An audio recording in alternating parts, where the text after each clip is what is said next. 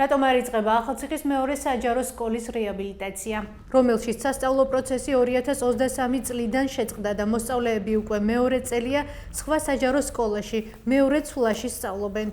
პასუხს წლებია თავს არიდებენ პასუხისმგებელი პირები.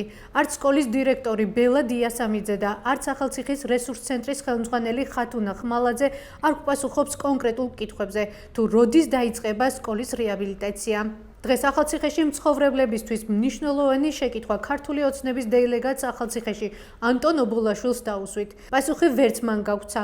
ინფორმაცია არ აქვს ან არ გაგვიზიარა არც ქართული ოცნების დეპუტატმა, განათლების, მეცნიერებისა და ახალგაზრდულ საქმეთა კომიტეტის თავმჯდომარე მარიამ ლაშხმა.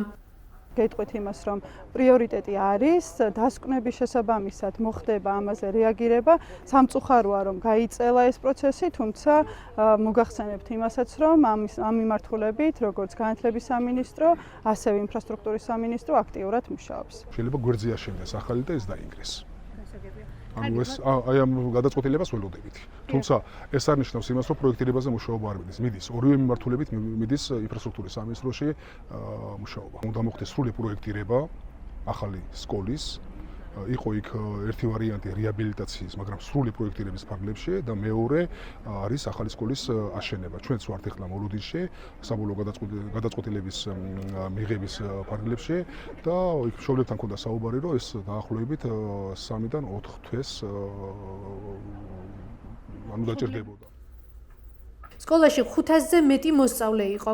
2023 წლის შემდეგ ისინი იძულებული არიან განათლება ახალციხის პირველ საჯარო სკოლაში მეორე ცვლაში მიიღონ. მიზეზებთან დაკავშირებით ზუსტი პასუხების არ ქონამ საზოგადოებაში სხვადასხვა ვერსია და დაუდასტურებელი ინფორმაცია გააჩინა.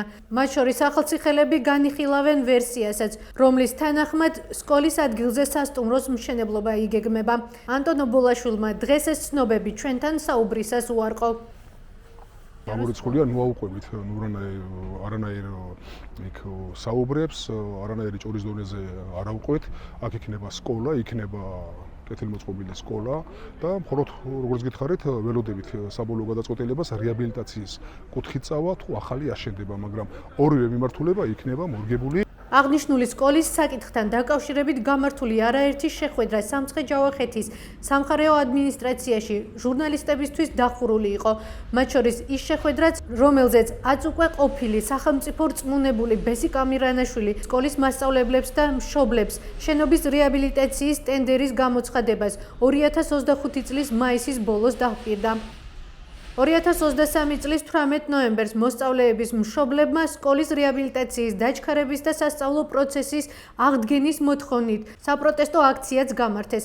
რა სჭირს სკოლას? არსებული ინფორმაციით, სკოლას დაზიანებული აქვს საყრდენი კედელი და ინფრასტრუქტურა.